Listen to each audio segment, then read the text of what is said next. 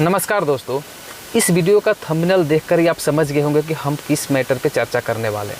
देखिए, अगर आप मेरे तरह ही साधारण परिवार से बिलोंग करते हैं और एक बहुत बड़ा सपना लिए बैठे हैं, तो ये सपना पूरा करने में बहुत सारा कठिनाइयाँ आएंगी, क्योंकि हम लोगों के पास रिसोर्स की कमी होती है। ठीक है, अब जैसे मेरा सपना था कि हम भी एक अच्छा टीचिंग करें, अच्छा टीचर बने, हम इसी टीचिंग सेक्टर में ही अपना करियर सेट करें, क्योंकि मेरा मैथ फेवरेट और इंटरेस्टिंग सब्जेक्ट था। लेकिन हमारे पास रिसोर्स की कमी के कारण नहीं पूरा हो पाया। तो स्टार्टिंग में जो भी जॉब मिलता है ना, उस जॉब को पकड़ लीजिए। वो जॉब क्या करेगा ना, अब आपका बैसाखी का सहारा है, वो बैसाखी का काम करेगा आपके लिए। समझ गए? जब बैसाखी का काम करेगा आपके लिए, अब ऐसा नहीं है कि आप लंगड़ा है और किसी के सहारा, किसी के कंधे पर हाथ रख के चलिएगा। अब आधे रास्ते में कहीं जो उसका मूड बदला, अपना कंधा से हाथ हटाया, अपना कैसे कहावत है कि धोबी का कुत्ता ना घर का ना घाट का, तो ना आप घर का होइएगा ना घाट का, बीचे में आप वहीं पर रह जाइएगा आप, क्योंकि आप तो लंगड़ा है। जो सहारा था वो तो छोड़ के चला गया। इसलिए खुद का बैसाखी बनाना है, अपने पैर पे खड़ा होना। जो जॉब मिलता है ले लीजिए, क्योंकि कोई भी जॉब करिएगा, अगर आप पढ़ना चाहे तो आपके पास 6, 7, 5 घंटा आराम से एकदम सफिशिएंट टाइम मिलेगा हर काम करके। बशर्ते वो 5-6 घंटा अपने लिए रखना भी है, नहीं कि कोई गलत इंसान आपके लाइफ में आ जाए, तब तो फिर आपका कहानी ख़त्म है। उस गलत इंसान को पहचान में नहीं आएगा, बस सावधान रहना है कि इंसान को लाना ही नहीं। ठीक है, पहचान में नहीं आएगा इंसान, ऐसा रंग रहेगा, लेकिन उससे बच के रहना है, उन सब चीज़ों से बच के रहना, क्योंकि नौकरी के बाद में बहुत सारा थोड़ा और भी दिक्कत आती है। तो उन सब चीज़ से बच के एकदम सही डायरेक्शन में लगातार मेहनत करना है, अपने सपने की तरफ दौड़ लगाते रहना है, एकदम निश्चित ही आप उस सफल होइएगा। अब हमको जैसे टीचिंग करना है, हमको टीचिंग करना था, हमारे पास रिसोर्स का कमी था, मेरे पास, हम नहीं कर पाए। आज नौकरी कर रहे हैं बिहार पुलिस में, फिर भी आज हम पढ़ ही रहे हैं, तैयारी कर रहे हैं कि नहीं हमको टीचिंग लाइन में सेट होना, क्योंकि मेरा पैशन है, हमको अच्छा लगता है। जब हमको पैसा नहीं है तो हम उसी लाइन में करियर सेट करेंगे। तो एक बात ध्यान रखिए, रिसोर्स क्या चीज़ होता है। देखिए, अब जैसे मेरे पास, हमको पढ़ाने के लिए एक डिजिटल बोर्ड चाहिए, एक स्मार्ट क्लासरूम चाहिए, हमारे पास रिसोर्स नहीं है। तो जो साधन है उसी से हम स्टार्ट कर रहे हैं। अब मेरे पास रूम नहीं है, हम जिस गाड़ी में ड्यूटी करने जाते हैं उसी गाड़ी से वीडियो रिकॉर्ड कर रहे हैं, क्योंकि ड्यूटी भी नहीं है, ड्यूटी ऑफ है, हम अपना वीडियो रिकॉर्डिंग कर रहे हैं। तो हम कोशिश यही करेंगे कि आपको एक ऑथेंटिक इन्फॉर्मेशन दें। देखो मेरे भाई, हम भी एग्ज़ाम दिए हैं CGL का, और एक बात देखो, CGL SSC चाहे बैंक हो, चाहे रेलवे हो, चाहे कोई भी हो, ठीक है, हमारा एग्ज़ाम से मतलब उतना लगाव नहीं है जितना हमको पढ़ाने से लगाव है। हम जब भी पढ़ते हैं तो कोशिश यही करते हैं कि हम सामने वाले को कैसे समझाएं, कैसे बताएं, और कितना मेहनत करें कि उसका सवाल का आंसर दे सके। तो मेरे भाई, मेरे मेहनत को थोड़ा सा समझना, बहुत मेहनत से हम ये वीडियो बना रहे हैं, तुम्हारे पास सही ऑथेंटिक इन्फॉर्मेशन दे रहे हैं। तो प्लीज़ चैनल को सब्सक्राइब कर देना, वीडियो को लाइक कर देना, और ज़्यादा से ज़्यादा शेयर करना, ताकि जो यूट्यूब का क्राइटेरिया हो वो क्राइटेरिया पार करे और हम लाइव पढ़ाएं। ठीक है, सबको शौक है कि हम डिजिटल बोर्ड बनाएं, लेकिन डिजिटल बोर्ड लगाएं, स्मार्ट क्लास बनाएं, लेकिन उतना रिसोर्स नहीं है किसी के पास, तो वो अपना जहाँ से है वहाँ से स्टार्ट किया है। ठीक है, तो इस वीडियो में हम जो आज बात कर रहे हैं ना मैथमेटिक्स का, वो हम CGL मेंस, एक नाम सुने होंगे SSC CGL का, वो एक मेंस का एग्ज़ाम लेता है जिसमें केवल मैथ्स और इंग्लिश पूछे जाते हैं। ठीक है, टायर 2 में। तो जो CGL मेंस टायर 2 का एग्ज़ाम बना रहा है, मेंस का जो एग्ज़ाम बना रहा है मैथमेटिक्स का, वो इंडिया में जितने भी कम्पिटिटिव एग्ज़ाम्स होते हैं उन सब का मैथ चुटकियों में बना लेगा, क्योंकि वो अपने आप में एक स्टैंडर्ड रखता है मैथमेटिक्स का। तो हम उस CGL मेंस का 10 सवाल लाए हैं आपके पास में, और उस 10 सवाल का आंसर आपको देना है, ताकि आपको पता चले कि आप कितने अच्छे टीचर से पढ़े हैं, और या तो अगर टीचर अच्छा है तो आप कितने अच्छे से मेहनत किए हैं। अब इस 10 सवाल का आंसर आपको देखने के बाद बताएगा, आंसर देने के बाद, कि कितना जल्दी आंसर दे रहे हैं और सही आंसर दे रहे हैं कि नहीं दे रहे हैं। तो चलिए वीडियो में हम लोग आगे बढ़ते हैं और उस 10 सवाल को बारी बारी से डिस्कशन करते हैं। और एक रिक्वेस्ट है कि वीडियो को लास्ट तक देखिए। ठीक है, वीडियो को लास्ट तक देखिए, 10 सवाल को देख के जाइए, कितना अच्छा सवाल है ये, और इस सवाल को बनाना एकदम चुटकी का काम है, सिर्फ समझने का अंतर है। हम इस 10 सवाल को आपको डिस्कस करेंगे। पहले आप बनाइए, पहले चेक करिए, आप बना के वीडियो रोक के बनाइए और देखिए क्या कहता है सवाल।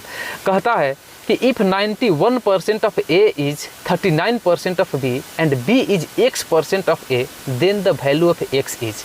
इसका मतलब हुआ कि यदि A का 91%, B का 39% है और A का X% है, तो X का मान कितना होगा। अब सिंपल सा बात है मेरे भाई, कुछ नहीं करना है इसमें। करना क्या है, अब जो बात बोला तुमको वही बात पे चलना है। हम सीधा करेंगे कि ए का जो 91% 91% है वो क्या है, बी का 39% है, बी का 39% है, बराबर है दोनों, यही तो कहता है। अब कटा देना है, प्रतिशत से प्रतिशत कैंसिल हो गया, इसके बाद 13 से दोनों कटेगा तो 13 7 91, 33 39।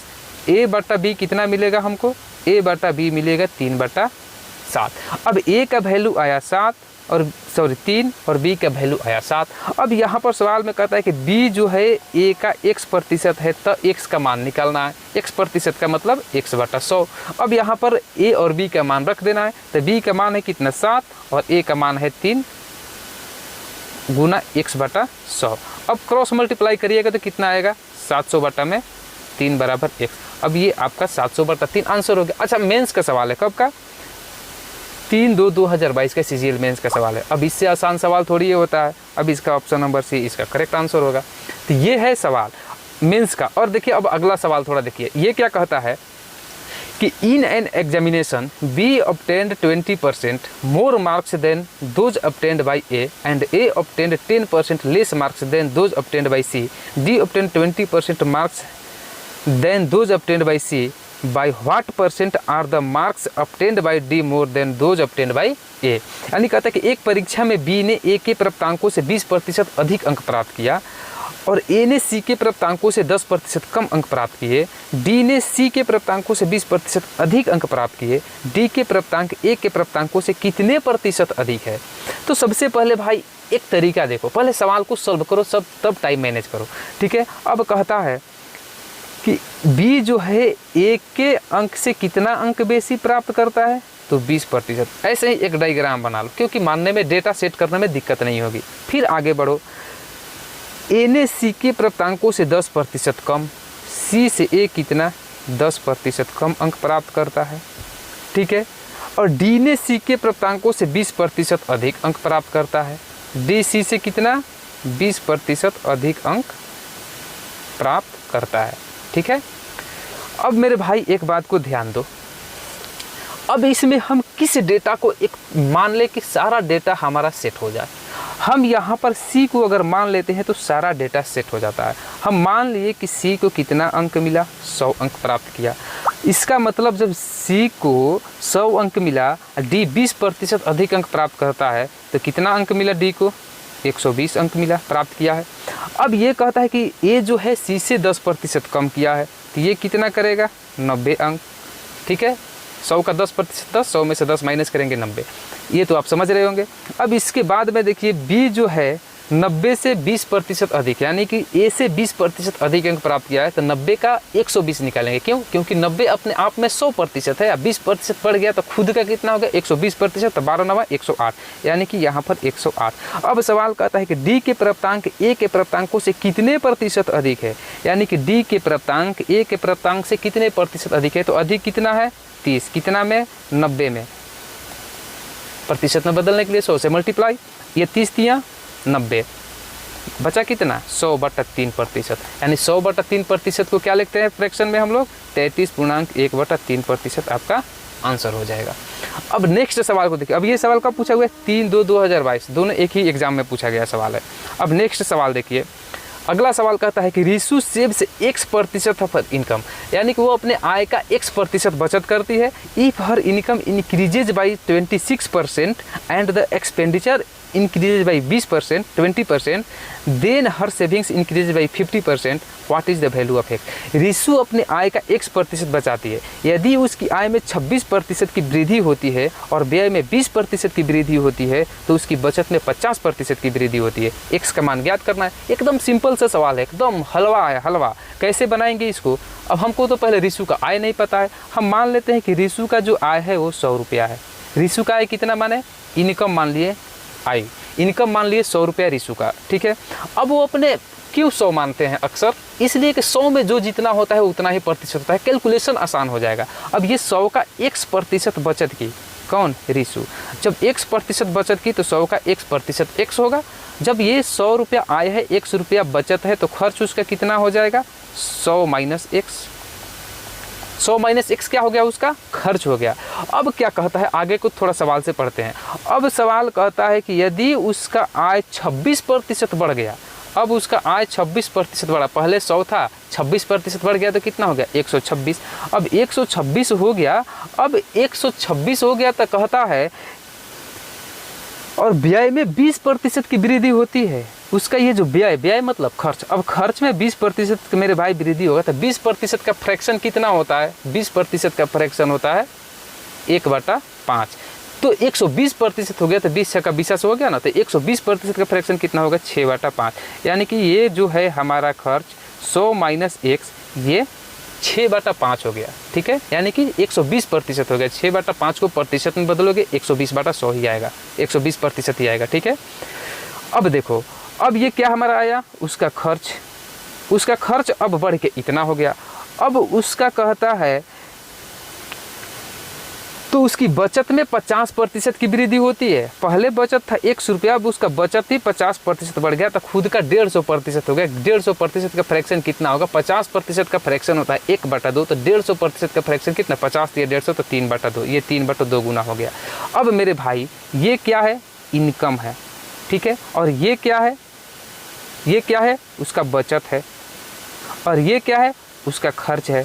अब बता, इस दोनों को जोड़ देंगे तो क्या आ जाएगा, आय आ जाएगा। बस यही काम करके तो कैलकुलेशन कर देना है, यानी कि लिख देना है 3x/2 और प्लस यहाँ पर कैलकुलेट, यानी कि 100 में 6 में गुना करेंगे तो कितना आएगा, 600 माइनस 6x बटा में कितना, 5, अब बराबर में टोटल आय कितना है, 126। अब कैलकुलेशन कर देना है। कैलकुलेशन करने के लिए स्टेप गायब करना सीखिए। अब कैलकुलेशन करेंगे तो एलसीएम कितना आएगा, 10, तो यानी कि 2 5 10, तो 5 दिया 15x अब प्लस 5 दूनी 10, यानी कि ये आ जाएगा 1200, 6 दूनी 1200 और ये माइनस 6 दूनी 12x बराबर, ये नीचे में 10 जो आया क्रॉस मल्टीप्लाई होगा तो कितना आ जाएगा, 1260।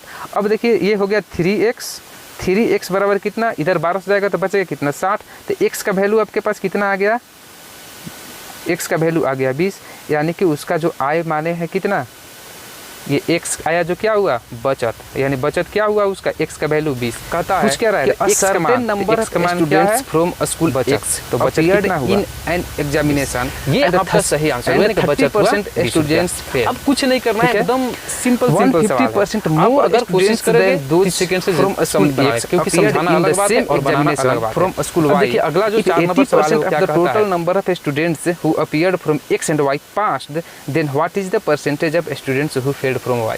ये सिंपल सा बहुत आसान है। इसका हिंदी सवाल को आराम से पढ़ो। देखो, कहता है किसी परीक्षा में विद्यालय x के कुल छात्र शामिल हुए, ठीक है, और 30% छात्र अनुत्तीर्ण हो गए। हिंदी समझ में, इंग्लिश भी समझ में आता है तो आप इंग्लिश समझ के भी बना सकते हैं, हिंदी समझ के भी बना सकते हैं। ठीक है, और मैक्सिमम स्टूडेंट्स हिंदी वाले ही है तो हिंदी में ही पढ़ते हैं और हिंदी में ही समझा रहे हैं आपको। ठीक है, किसी परीक्षा में विद्यालय x के कुछ छात्र शामिल हुए, ये है जो हमारा 100 कुछ छात्र हुए, विद्यालय x से शामिल हुए, क्योंकि विद्यालय x में कितने स्टूडेंट शामिल हुए वो तो डाटा दिया ही नहीं है, तो हम अपने से एक डेटा मान लिए 100 इसलिए मानते हैं कि 100 में जो जितना होता है उतना ही प्रतिशत होता है। अब इसमें से 30% छात्र जो है वो क्या होते हैं, अनुत्तीर्ण, फेल हो जाते हैं। तो फेल हुए छात्र कितने हैं, 100 का 30%, 30 हो गए। ठीक है, तो बाकी के जो परीक्षार्थी 70 वो क्या हो गए, पास हो गए। सिंपल है यहाँ तक। अब क्या कहता है कि उसी परीक्षा में विद्यालय x के छात्रों की तुलना में 150% अधिक छात्र विद्यालय y से शामिल होते हैं। यानी कि विद्यालय y में जो शामिल होते हैं, विद्यालय y से जो विद्यार्थी शामिल हुए हैं उनका संख्या कितना है, जितने स्टूडेंट जितने विद्यार्थी विद्यालय x से शामिल होते हैं उसके 150% ज़्यादा। तो ये है 100। अब 100 को 150% बढ़ाएंगे तो कितना हो जाएगा, 150%, यानी कि 150 बढ़ जाएगा तो y के विद्यार्थी की संख्या कितना हो जाएगा, 250 हो जाएगा। यानी कि y से टोटल कितने विद्यार्थी परीक्षा में शामिल हुए, 250। लेकिन आगे सवाल कहता है यदि x और y में शामिल हुए छात्रों की कुल संख्या के 80% उत्तीर्ण हो गए, यानी कि जितने भी विद्यार्थी x और y से शामिल हुए हैं कितने हुए टोटल, 250 और एक टोटल कितना विद्यार्थी, 250 और 100 350 विद्यार्थी टोटल शामिल हुए X और Y को मिला के, और इसके 80% छात्र पास हो गए। जब 80% छात्र पास हो गए तो फेल कितने हो गए? 20%, यानी कि 20/100 निकाल देंगे, 0 से 0 कट गया, ये 0 से 0 कट गया, यानी कि टोटल 70 को विद्यार्थी पास हुए हैं X और Y दोनों मिला के टोटल स्टूडेंट में से, यानी कि 350 में से। लेकिन एक डाटा यहाँ पर ध्यान दीजिए कि ये जो 30 विद्यार्थी है ना, वो स्कूल विद्यालय X से ही फेल हो गए हैं। क्या हो गए हैं? फेल हो गए हैं। और टोटल कितने फेल हो रहे हैं? 70। X से कितने फेल हो रहे हैं? 30। टोटल कितने फेल हो रहे हैं? 70। यानी कि इसमें से जब 30 माइनस कर देंगे, हम 30 माइनस कर देंगे ये जो X में फेल हुए हैं, तो बाकी Y में कितने फेल हुए वो तो आराम से निकल जाएगा। तो Y में टोटल 70 में से 30 गया 40, Y में टोटल जो फेल हुए हैं उनकी संख्या कितने आया? 40। यानी कि 40 टोटल Y से फेल हुए हैं। Y में टोटल विद्यार्थी कितना थे? 250। फेल कितना हो गए? 40। तो इनका प्रतिशत क्या है वही निकाल देना है। तो 40 फेल हुए कितने में? 250 में। 40/250 गुना 100 करेंगे, 1 0 से 1 0 कट गया, 25 से कटाएंगे 4 बार, यानी कि 4 16% विद्यार्थी क्या हुए? Y से फेल हो गए। ऑप्शन नंबर ए इसका करेक्ट आंसर होगा। अब नेक्स्ट सवाल को देखिए, कहता है 5 नंबर कि इफ ए इज 40% यानी 40% less than B and C is 40% of the sum of A and B, then by what percent is B greater than C. कहता है कि यदि ए बी से 40% कम है, सेम सवाल है जो 1 नंबर था, 2 नंबर था। देखिए अब यहाँ पर क्या बोल रहा है, जो बोला वही करना है कि ए जो है बी से 40% क्या है? कम है। तो 100 हो, ए बी हो जाएगा 100, तो ए कितना हो जाएगा? 40% कम तो हो जाएगा 60। अब कहता है कि सी जो है ए और बी के जोगफल का 40% है। ए और बी का जोगफल कितना? 160। इसका 40%, तो 160 का 40% कितना? 64, यानी कि सी कितना हो जाएगा? 64। अब देखिए कहता है बी सी से कितने प्रतिशत अधिक है? बी जो है सी से कितने प्रतिशत अधिक है? तो देखिएगा 36 अधिक है। कितने में? 36/64 गुना मल्टीप्लाई कर दीजिएगा, 100 से प्रतिशत में चेंज हो जाएगा। अब इसको कटा देना है। अब इसको कटाइएगा तो 4 से कटाइए, तो 4 से 16 बार में कटेगा, 4 से 9 बार में कटेगा, फिर 4 से 4 बार में कटेगा, फिर 4 से 25 बार में कटेगा। अब कटाने छटाने के बाद में कितना बचा? 25 9 225/4% आंसर आया। इसको मिक्स्ड फ्रैक्शन में बदल दीजिए। तो मिक्स्ड फ्रैक्शन में बदलने के लिए भाग देंगे तो 4 5 20 बचा 2 25, 4 छक्का 24 हासिल 1 1 और 4, यानी कि 56.1/4% इसका सही आंसर होगा। अब नेक्स्ट सवाल को देखिए। नेक्स्ट सवाल क्या कहता है कि Raghav spends 80% of his income, वो अपने आय का 80% राघव खर्च करता है। If his income increases by 12% and the savings decreases by 10%, then what will be the percentage increase in his expenditure. यानी कहता है कि राघव अपनी आय का 80% खर्च करता है। यदि उसकी आय में 12% की वृद्धि होती है और बचत 10% कम होती है, तो उसके व्यय में कितने प्रतिशत की वृद्धि होगी? अब व्यय का वृद्धि पूछ रहा है, तो सिंपल से बात है, राघव का आय कितना है नहीं मालूम है, तो हम राघव का आय को मानेंगे 100 यूनिट, 100 रुपया जो भी। ये एक वेरिएबल डाटा है। मैथमेटिक्स में 2 चीज़ होता है, एक परिवर्तनशील, एक परिवर्तनशील नहीं। जो चीज़ अपने से मान के बनाते हैं वो परिवर्तनशील है, और जो क्वेश्चन में दे दिया वो परिवर्तनशील नहीं है, वो फिक्स है। ठीक है। अब कहता है कि वो अपने आय का 80% मेरे भाई खर्च कर दिया। तो राघव का खर्च कितना हो गया? 100 में से 80 रुपया 80 खर्च कर दिया, तो बचाया कितना? राघव का बचत कितना हो गया? 20। ये राघव का है। ठीक है। अब कहता है यदि उसकी आय में 12% की वृद्धि हो जाए, अब इसका आय 12% बढ़ेगा, तो मेरे भाई इसका अब आय कितना हो जाएगा? 112।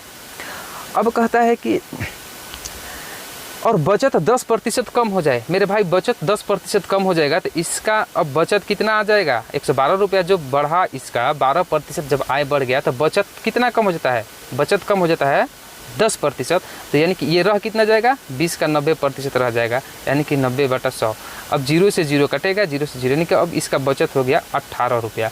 अब कहता है कि इसके बचत में, यानी कि उसके जब बचत 18 रुपया हो गया तो खर्च कितना हो जाएगा? मेरे भाई 112 रुपया कमा रहा है, 18 रुपया खर्च कर रहा है, तो बचाएगा कितना? 94 रुपया।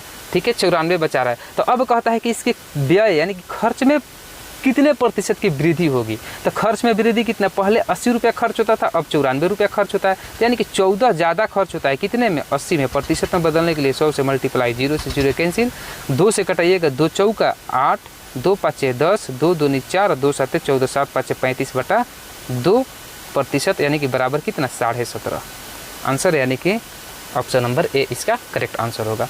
अब नेक्स्ट देखिए क्या कहता है If 60% of a number is 120 more than 20% of the number, then 28% of the number is less than 33.11% of the number y। ठीक है, यदि किसी संख्या का 60% उसी संख्या के 20% से 120 अधिक है तो संख्या का 28% उसी संख्या के 33.1/3% से कितना कम है। सिंपल सवाल एकदम, मात्र 2 सेकेंड का। मेरे भाई एक संख्या है, अब उसी संख्या का 60% निकाल लो, फिर उसी संख्या का 20% निकाल लो, तो 60% वाला क्या हो जाता है, 120 ज़्यादा हो जाता है। यानी कि 60% 20% कितना प्रतिशत में ज़्यादा है, 40। तो 40% का सीधा वैल्यू कितना दिया है, 120। अब 120 दिया है तो 1% का वैल्यू कितना आ जाएगा, 3। तो 100% का वैल्यू कितना आ जाएगा, 300। ये तो हमारा वो संख्या आ गया। जिस संख्या का 60% निकालिएगा और फिर उसी संख्या का 20% निकालिएगा, जब 60% से 20% से वो 120 अधिक हो जाएगा, निकाल के चेक भी कर सकते हैं। लेकिन हमारा आंसर ये नहीं मांग रहा है, हमारा आंसर मांग रहा है 28% और 33.1/3% के बीच में अंतर कितना, मतलब कम अधिक है। तो इस दोनों में 28% से ये कितना ज़्यादा है, तो ज़्यादा हम देख रहे हैं कि 33.1/3 यानी कि 5.1/3% ज़्यादा है। 5.1/3% को हम तोड़ेंगे, इसका हटाएंगे इंटीजर्स, तो क्या 5 दिया 15, 1 16/3% आएगा। यानी कि 16/3% ज़्यादा है कौन, ये वाला। तो ज़्यादा है तो 16.3% के सीधा 16/3% के वैल्यू निकालेंगे। 1% का 3 तो 16/3% के 3 × 16/3, 3 से 3 कट गया बराबर 16। आंसर हो गया 16। यानी कि सी इसका सही आंसर हो गया। हमारा ये वाला कुछ ज़रूरत नहीं था, यही पर डायरेक्ट करना था। ये तो हम ये वाला का किसी काम का नहीं है इस, क्योंकि हमको तो संख्या निकालना ही नहीं है, इस दोनों का बीच का अंतर निकालना है। तो दोनों के बीच में 5.1/3% का है, यानी कि 16/3% का 16/3 का वैल्यू निकाल देना था। मात्र 10 सेकेंड का सवाल था। अब नेक्स्ट सवाल को देखिए क्या कहता है। If 20% of half of x is equal to 2.5 times the value of 30% of 1/4 of y, then x is what percent more or less than y? यदि y के 1/4 के 30% का 2.5 गुना का मान x के आधे के 25% के बराबर है तो x y से कितने प्रतिशत कम अथवा अधिक है। बस जो डेटा दिया उस डेटा के हिसाब से सेट कर देना है। कहता है कि y का 1/4 1/4 का 30%, मतलब 3/10 फ्रैक्शन में चेंज कर दिया, यहीं पे का 2.5 गुना यानी कि 2/2.5 गुना कितने के बराबर है, x के आधे के 25%। 25% यानी कि 1/4 इसके बराबर है। बस यहीं से आपको कैलकुलेशन करना है। ये 4 से 4 कैंसिल हो गया, 2 5 10 कैंसिल हो गया, ठीक है। अब यहाँ पर कैलकुलेशन 25 दिया 75 यानी कि y × 7.5 बराबर, अब यहाँ से कैलकुलेशन करिएगा तो उधर मिलेगा 5x। अब y/x बराबर कितना मिला आपको, 7 पॉइंट नहीं आएगा,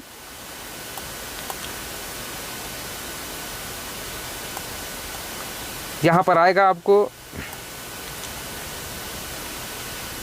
5/7.5, क्योंकि ये x इधर आया ना तो ये इधर जाएगा तो 5/7.5। अब यहाँ से डेसिमल हटाएगा 1 0, 25 दूनी 50, 25 दिया 75 यानी कि कितना है 2/3, यानी कि y का मान आया 2, x का मान आया 3। अब कहता है कि अब अधिक कौन है, x का मान अधिक है किससे अधिक है, तो इससे अधिक है। तो x का मान अधिक है तो हम क्या निकालेंगे, 1 अधिक है x का मान जो है 1 अधिक है कितना में, 2 में, तो 1/2 × 100 यानी कि 50% अधिक आंसर आया।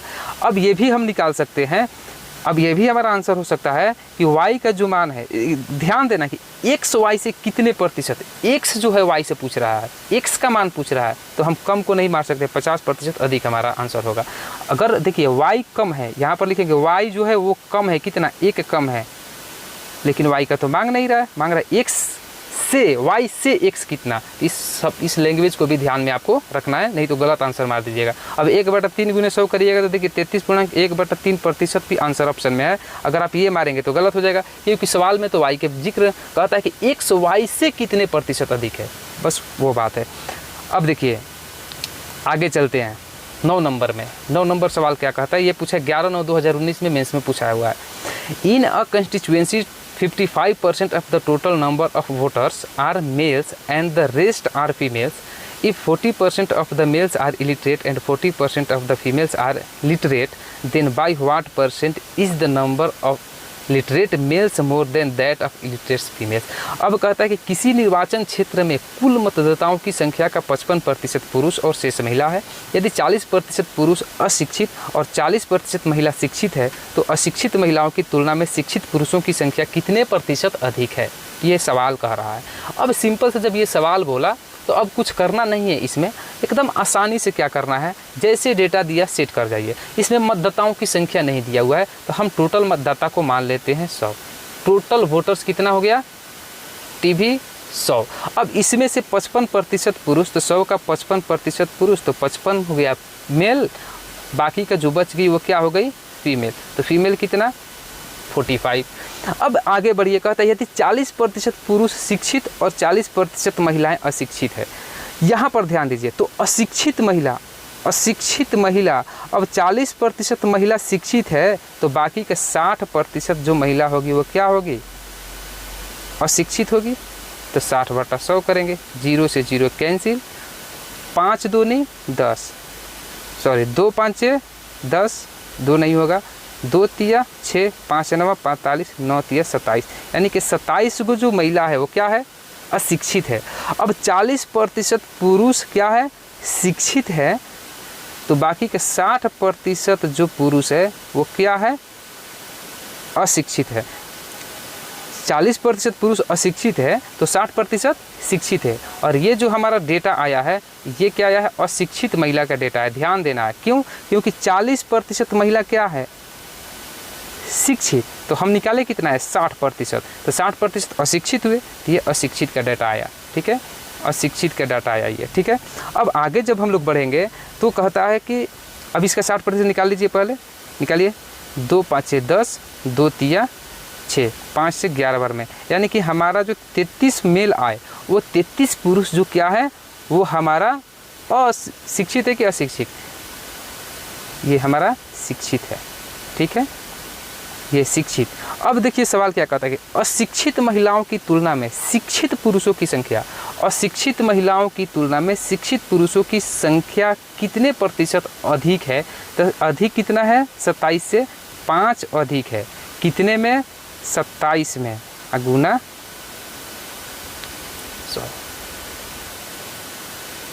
सॉरी 6 है ना, सॉरी 6 है, 6 अधिक है। अब इसको कैलकुलेशन करिएगा तो कितना आएगा, 3 दूनी 6, 3 9 27, यानी कि 200/9% क्या है, अधिक है। अब इसको पूर्णांक में बदलिएगा तो 100/9 के क्या होता है, 11.1/9। ठीक है, तो 200/9 के कितना हो जाएगा, 11 दूनी 22.2/9, कटा लीजिए, 9 दूनी 18, 2 9 दूनी 18, 2/9%। तो जिस ऑप्शन में 22.2/9% आंसर है वही हमारा करेक्ट आंसर हो जाएगा। इस सवाल को भी समझ गए। अब आगे 10 नंबर सवाल देखिए, बहुत ही महत्वपूर्ण सवाल, बहुत अच्छा सवाल है। CGL टाइप 2 का 17/2/2018 में पूछा गया सवाल है। ये सवाल क्या कहता है कि एक व्यक्ति की वार्षिक आय 5 लाख से बढ़ जाती है, परंतु उसे लगने वाला आयकर 12% से 10% हो जाता है। अब उसे 10,000 रुपये अधिक आयकर देना पड़ता है। उसकी बढ़ी हुई आय लाख रुपए में कितनी है। सेट करिए सवाल को। हमको स्टार्टिंग में उसका आय कितना था मालूम नहीं है, हम मानते कि उसका स्टार्टिंग में आय x था और x का 12% कर देता था, बात सिंपल सा हो गया। और फिर आगे बढ़ेंगे, कहता है कि अब उसका जो आय है ना, वार्षिक आय है, वो 5 लाख बढ़ गई। अब x पहले था, 5 लाख बढ़ गई, तो हम इसको 5 लाख लिख दिए, 5 लाख बढ़ा दिए। अब आयकर कितना देता है, अब इसका आयकर 10% देता है, 10/100। और ये जो आयकर है ना कितना है, 10,000 ज़्यादा है, यानी कि इसमें से इसको माइनस कर देंगे तो हमारा क्या हो जाएगा, बराबर 10,000 आ जाएगा। ये इसको माइनस करना है, ठीक है, इसमें से ये नहीं, इसमें से इसको माइनस करना है, तब हमारा वैल्यू 10,000 आ जाएगा। अब ऐसे सेट करके बनाना है। अब इसका कैलकुलेशन करना है, अब थोड़ा डिफ़िकल्ट हो जाता है, टाइम टेकिंग हो जाता है। अब इसको समझते हैं, थोड़ा लॉजिकली समझते हैं। अच्छा एक बात बताइए, अगर एक व्यक्ति है, उसका आय पहले मान लेते हैं कि कितना 100 था, 100% था, कुछ भी था, आय कुछ भी था, इस पे जो टैक्स देता था वो कितना देता था, 12% का टैक्स देता था। ठीक है, अब कहता है कि अब उसका जो आय है ना 5 लाख रुपया को बढ़ा दिया। ठीक है, 5 लाख रुपया बढ़ गया। अब कर कितना दे रहा है मेरे भाई, अब 10% टैक्स दे रहा है।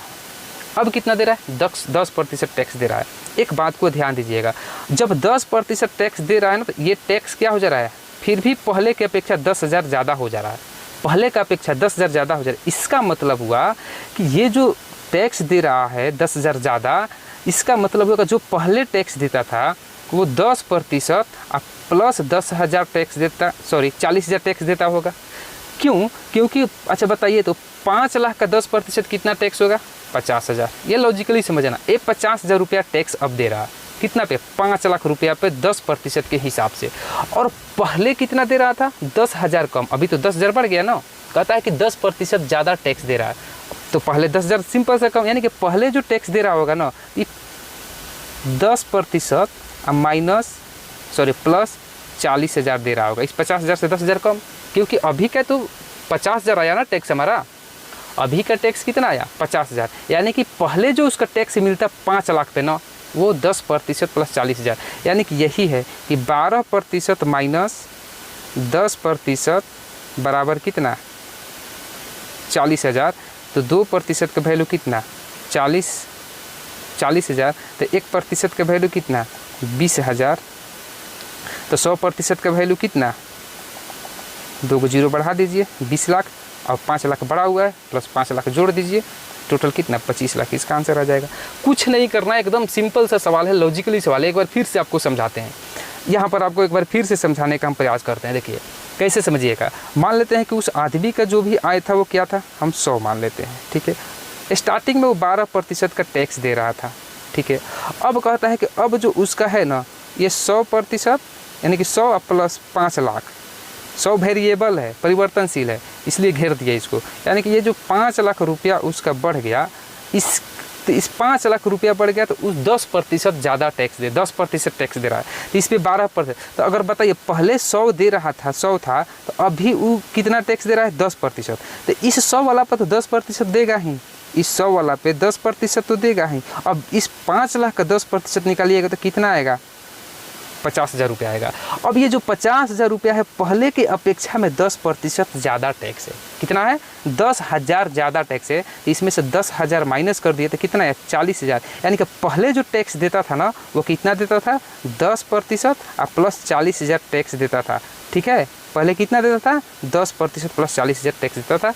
तो पहले का टैक्स, अब का टैक्स कितना? 12% कैलकुलेशन करेंगे तो 12% माइनस, दोनों इक्वल हो गया। ये भी पहले का टैक्स है, ये भी पहले का टैक्स है, दोनों इक्वल हो गया। तो 12% में 10% 2% का वैल्यू आएगा 40,000। कैलकुलेशन कर देना है, आंसर हो जाएगा। तो ये जो सवाल सब है ना, ये लॉजिकली भी बना सकते हैं, मौखिक भी बना सकते हैं, इसमें कोई दिक्कत नहीं है, बशर्ते आपके पास में कैलकुलेशन स्ट्रॉन्ग होना चाहिए। कोई भी कैलकुलेशन हो, बेसिक कैलकुलेशन, जैसे परसेंटेज क्या है, एक कॉन्सेप्ट है जिसका कोई पार्टिकुलर चैप्टर नहीं होता। ये आपको अर्थमेटिक के या एडवांस के लगभग सभी चैप्टर, 90% चैप्टर में इसका कॉन्सेप्ट इस्तेमाल होते हैं, ठीक है। रेशियो 90% अर्थमेटिक में, एडवांस में इस्तेमाल होते हैं। ये परसेंटेज, रेशियो और ये जो basic calculation, multiplication, division, addition, subtraction जो भी होता है, चाहे फ्रैक्शन, कुछ भी होता है जो बेसिक होता है, वो चीज़ आपको आना चाहिए, एकदम बहुत अच्छा से आना चाहिए, बहुत फास्ट तरीके से आना चाहिए। तो आप वर्बली भी कर सकते हैं। तो अगर दोस्त वीडियो अच्छा लगा तो प्लीज़ वीडियो को